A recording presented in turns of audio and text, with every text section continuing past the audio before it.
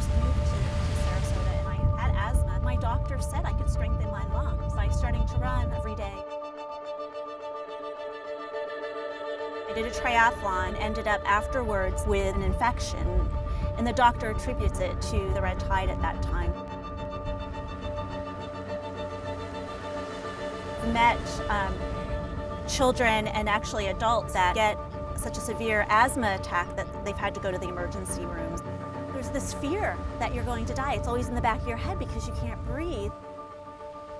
The Florida red tide is a small, microscopic, harmful algal bloom that produces a really potent neurotoxin.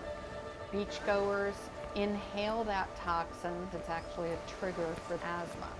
We had a massive dolphin die-off. The manatee, they're inhaling it as well, and they eventually do perish. Red tides, when they come to our community, affect us in so many ways. No one should get sick from a day at the beach.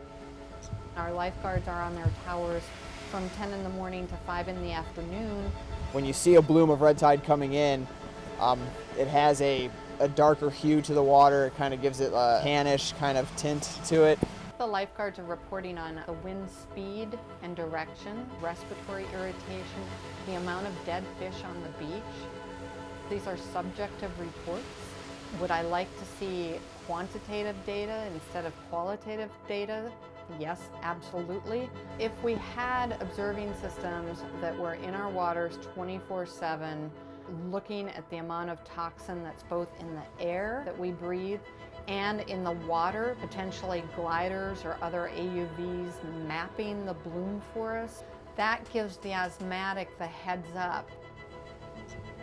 If I knew the level, I could make the call. You know, we monitor the food we eat, we monitor the water we drink. Why couldn't it go over to monitoring our actual air quality that includes red tide?